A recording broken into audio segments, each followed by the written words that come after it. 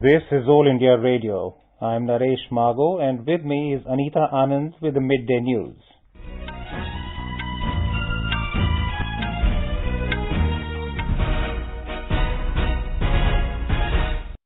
The headlines. Mortal remains of Lok Janshakti Party leader Ramvilas Paswan to be consigned to flames in Patna this afternoon. Bihar government issues order regulating gatherings of people in view of assembly elections and Durga Puja festival. COVID-19 recovery rate has reached 85.81%. In Jammu and Kashmir, 2 terrorists killed in an encounter with security forces in Chinigam area of Kulgam district. In IPL cricket today, Kings 11 Punjab to clash with Kolkata Knight Riders at Abu Dhabi and Chennai Super Kings take on Royal Challengers Bangalore in Dubai. And in the women's singles final of French Open tennis, Iga Świątek of Poland faces Sofia Kenin of US this evening.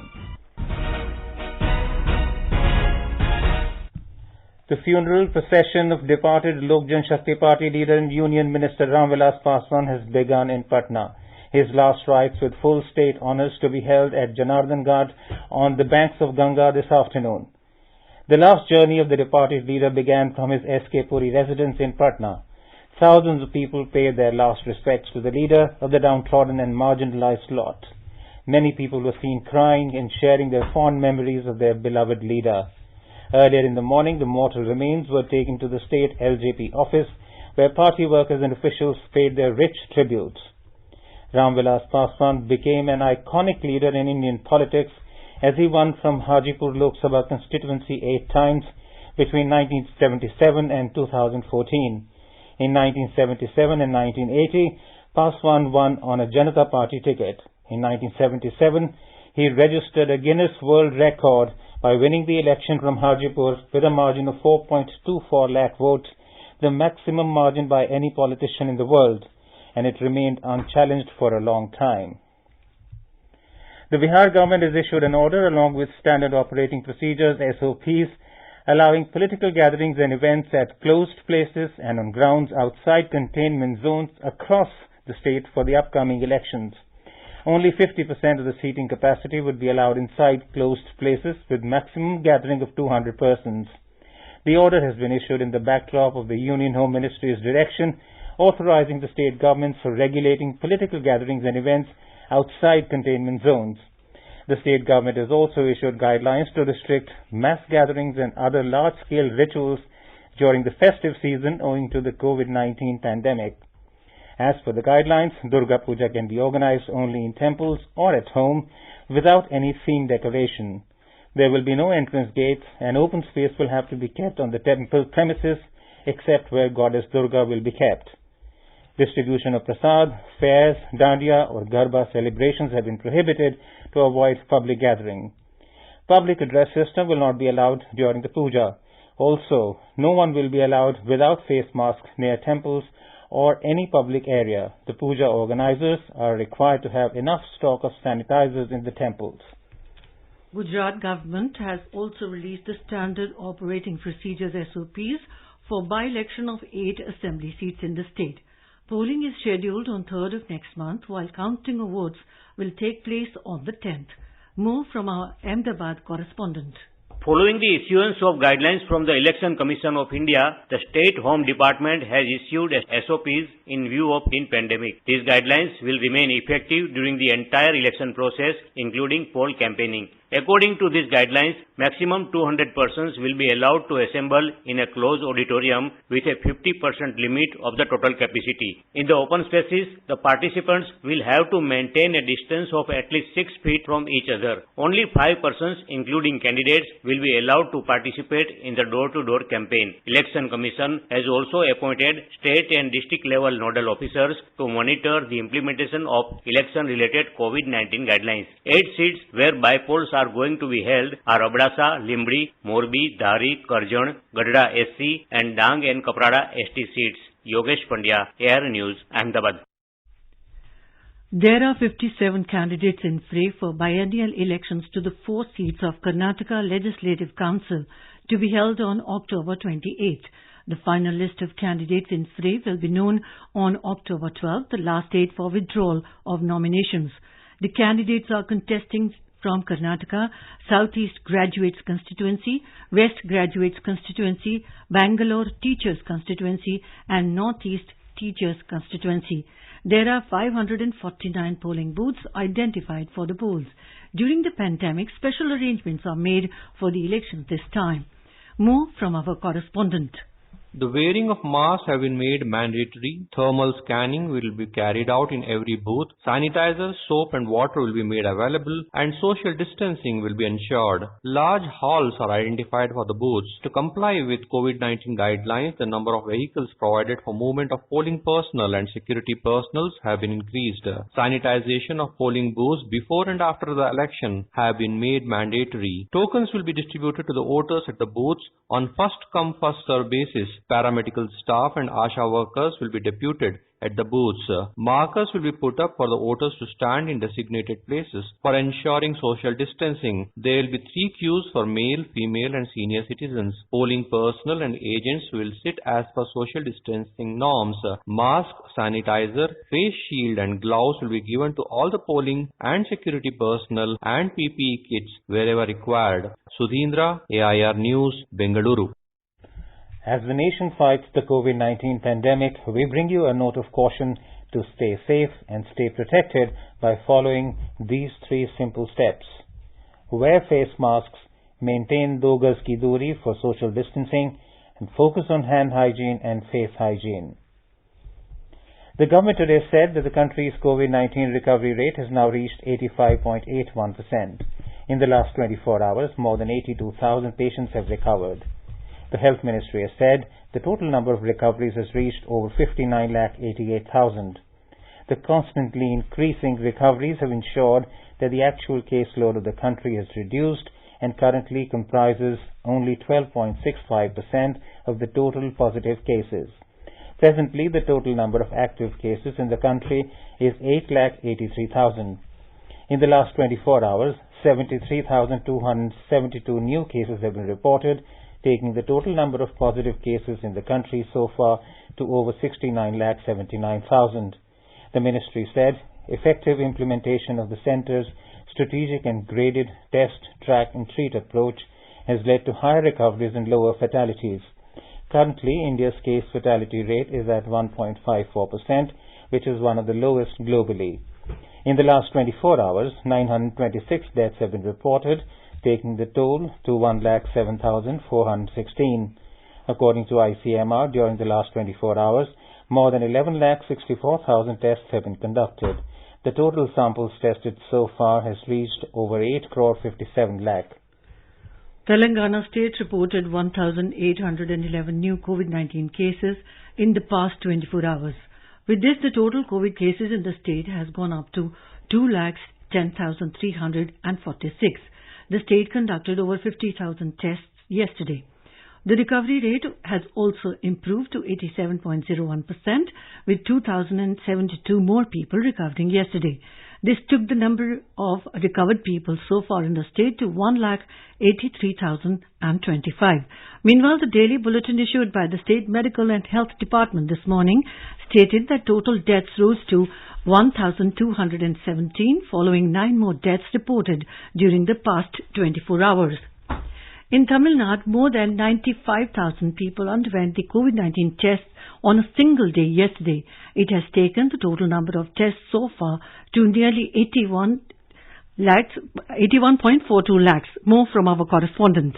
The total infections in Tamil Nadu have mounted to 6.46 lakh, while the recoveries have soared up to nearly 5.92 lakh. The single-day case positivity rate that shows the number of people confirmed with the disease for every 100 tests has been 5.44% yesterday, and attempts are on to bring it further down below 5%. The case mortality rate in the state is put at 1.57%, which is almost on par with the national average. The recovery rate has gone up to 91.59%. To prevent the spurt in daily new cases in Chennai, the city corporation has raised the number of containment zones to 7 as on today. Jai Singh, AIR News, Chennai. In Odisha, with the death of 15 patients in the last 24 hours, the total number of people succumbing to COVID-19 has risen to 1,006. Our correspondent reports that now more people are recovering daily from the infection in comparison to the fresh infections. A report.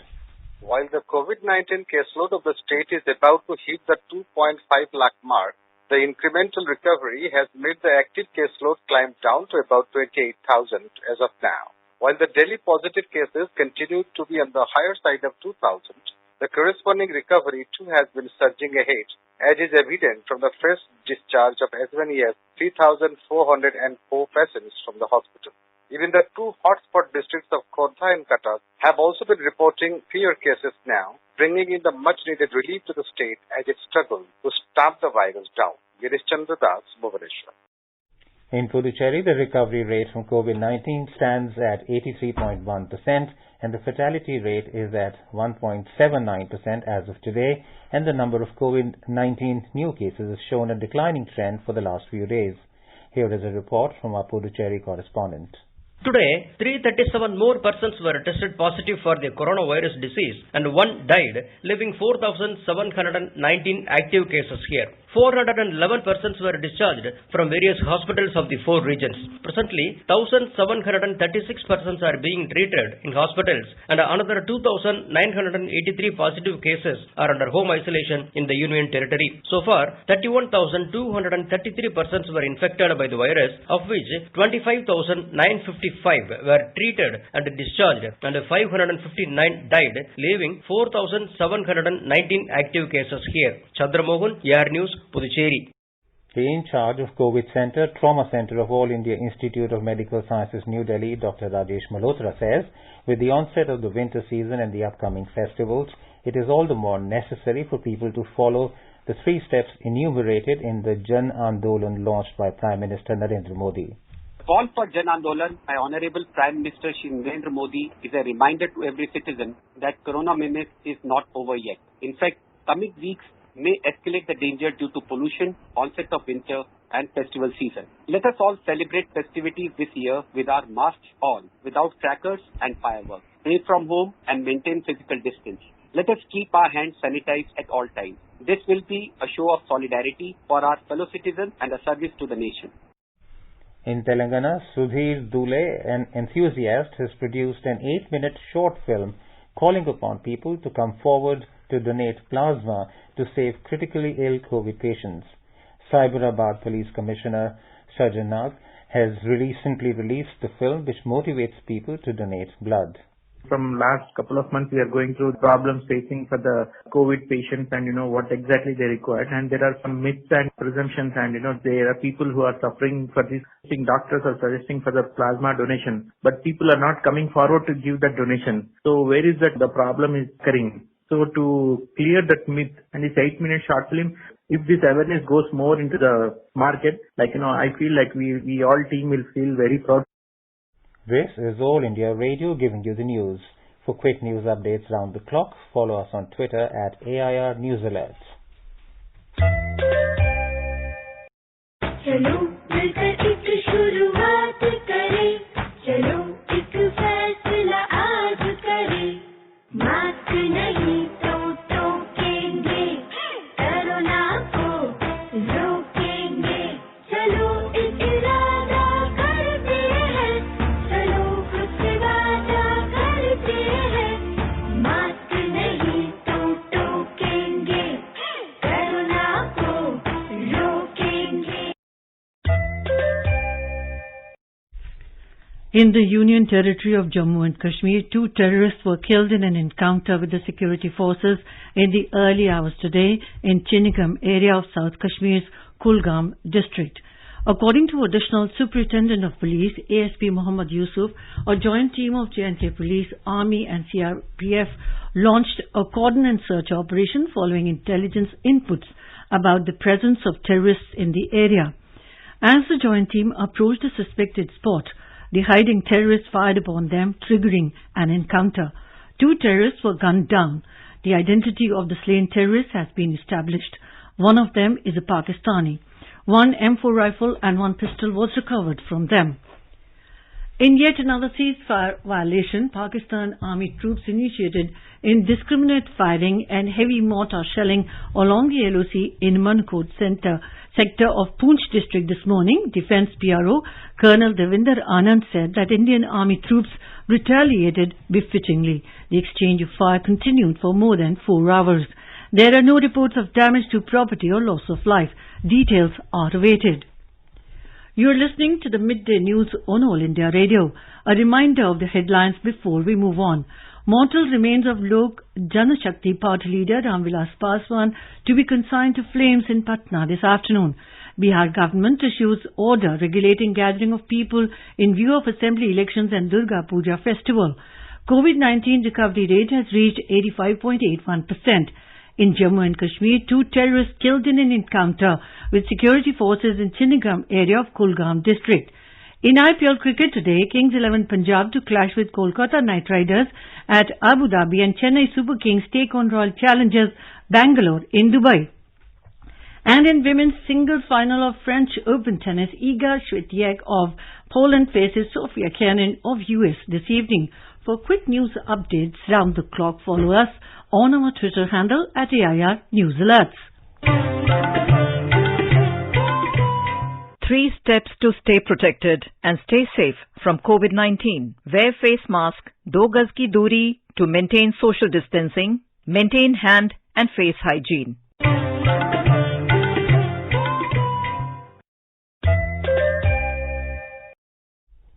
The Reserve Bank of India has submitted to the Supreme Court that a loan moratorium exceeding 6 months might result in vitiating the overall credit discipline, which will have a debilitating impact on the process of credit creation in the economy. The RBI said in an affidavit in the loan moratorium case that a long moratorium period could impact credit behavior of borrowers and increase the risks of delinquencies post-resumption of scheduled payments. The banking regulator filed the affidavit in pursuance to the Apex Court's October 5 order, asking the Centre and the RBI to place on record the KV Kamath Committee recommendations on debt restructuring because of COVID-19 related stress on various sectors, as well as the notifications and circulars issued so far on loan moratorium. The RBI has said that any waiver of interest on interest would entail significant economic costs which cannot be absorbed by the banks without serious dent into their finances. The RBI said it would have huge implications for the depositors and the broader financial stability. The Apex Court is scheduled to hear the matter on October 13. The government has extended the deadline for filing GST annual return for the financial year 2018-19 by a month till 31st October. The Finance Ministry has requested all the taxpayers to avail the benefit of the extended due date and file their annual return at the earliest to avoid the last-minute rush. The ministry said taxpayers are required to report in the annual GST return of 2018-19 only the values of transactions pertaining to that financial year. After a gap of about 6 months, the visa services at the Indian High Commission in Bangladesh have resumed for several categories of applicants. A report from our special correspondent in Dhaka.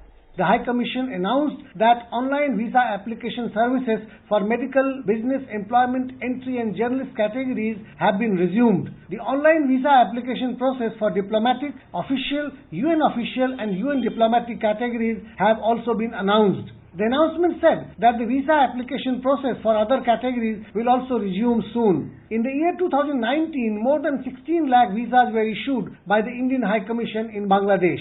The visa application process was suspended due to COVID-19 pandemic in March this year. Bangladesh sends the largest number of foreign tourists to India. A large number of Bangladeshi citizens visit India for medical purposes and as students. Rajesh Jha, AIR News, Dhaka.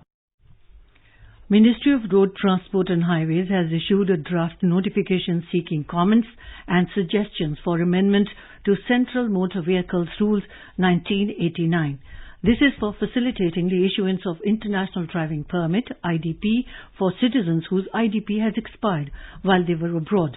The ministry said it has come to its notice that in certain cases for the citizens who are travelling abroad and in a foreign country, the international driving permit gets expired and there is no mechanism for its renewal while abroad. The proposal is to amend the Central Motor Vehicles Rules 1989 to facilitate such citizens.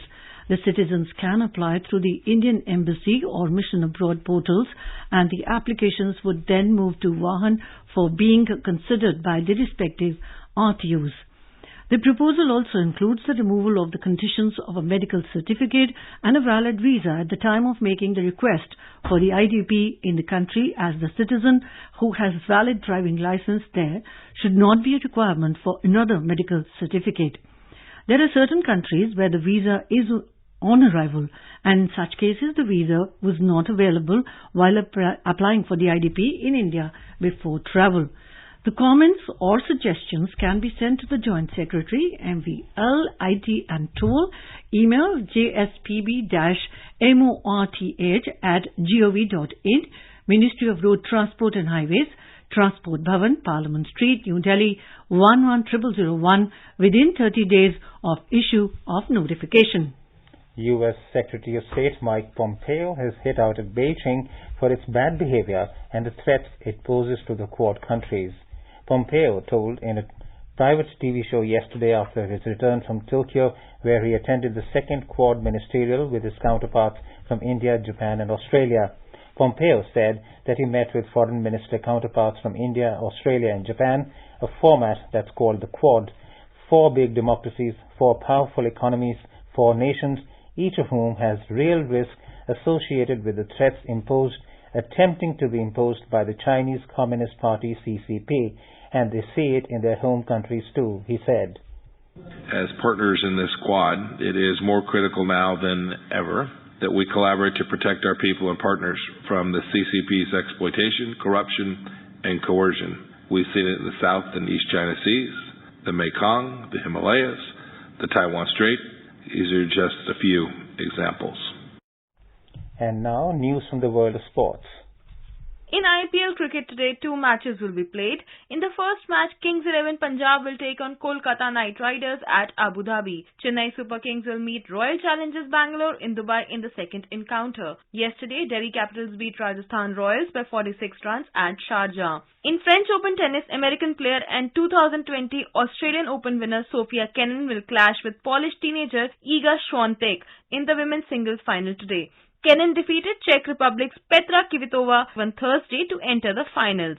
54th ranked Świątek is the first Polish woman to reach the French Open final after defeating Argentina's Nadia Podoroska in the semis. Świątek is also the lowest ranked women's finalist at Roland Garros since WTA computer rankings began in 1975. In men's singles finals, Rafael Nadal will take on Novak Djokovic tomorrow. Nadal entered the final beating Diego Schwartzman. Djokovic defeated Stefanos Tsitsipas to set summit clash with Nadal. Nadal, a 12-time French Open champion, will be aiming to equal Roger Federer's record of 20 Grand Slam titles. Diksha Saxena, News Desk. World Mental Health Day is being observed today. The day is observed every year on the 10th of October to raise awareness about mental health issues and provide information on different programs on treatment of mental illnesses. The Health Minister Dr. Harshvardhan has said that due to the lack of awareness about mental health issues as well as the stigma attached to mental illnesses, people are hesitant to come forward and seek medical help. He reiterated the commitment of the government to provide comprehensive and quality mental health services. The Minister appealed to the people to make use of available mental health care services. Our government is committed to providing comprehensive and quality mental health care services and is constantly aiming to improve them in the country. The National Mental Health Program is being implemented in all the states and UTs to increase availability and accessibility of basic mental health services through public health care facilities up to district level and to enhance awareness about various mental health issues in the country. Today is also World Migratory Birds Day. Environment Minister Prakash Javadekar said in a tweet that India has launched a national action plan for conservation of migratory birds along the Central Asian flyway. He said saving migratory birds is saving the wetlands and terrestrial habitats and saving of an ecosystem, benefiting communities dependent on wetlands. Prime Minister Narendra Modi will launch the physical distribution of property cards under the Swamitwa scheme tomorrow through video conferencing to transform rural India and empower millions of people. The Swamitwa scheme, which was launched in April this year, aims to provide the record of rights to village household owners in rural areas and issue property cards. The scheme is being implemented across the country in a phased manner over a period of 4 years and will cover around 6,62,000 villages of the country. Now let us take a look at the weather today. National capital Delhi will have a mainly clear sky. The minimum temperature was recorded at 19 degrees Celsius and the maximum will be around 35 degrees. In Mumbai there will be a generally cloudy sky. The minimum temperature was 23 degrees Celsius and the maximum should be around 33. Chennai will have a generally cloudy sky with light rain or drizzle. The temperatures will hover between 25 and 35 degrees Celsius. Kolkata will have a partly cloudy sky with 1 or 2 spells of rain or thunder showers. The minimum temperature was recorded at 26, while the maximum will be around 33. In the Union Territory of Jammu and Kashmir, the minimum temperature in Jammu was 19 degrees Celsius and the maximum will be around 34 degrees. The city will have a mainly clear sky. Srinagar and Leh will have a mainly clear sky, while the temperature in Srinagar will hover between 5 and 27 degrees Celsius. In Leh, the minimum temperature was -2 degrees Celsius and the maximum will be around 21 degrees Celsius. Gilgit will experience a partly cloudy sky becoming generally cloudy towards afternoon or evening or night. The temperature will hover between 15 and 28 degrees Celsius. Muzaffarabad will have a mainly clear sky becoming partly cloudy towards afternoon or evening. The minimum temperature was 16 degrees Celsius and the maximum will be around 30. Chandigarh will witness a mainly clear sky. The minimum temperature was 20 degrees Celsius while the maximum will be around 35. In Ahmedabad, there will be a mainly clear sky. The temperature will hover between 21 and 35. And lastly, Guwahati will witness a generally cloudy sky with light rain.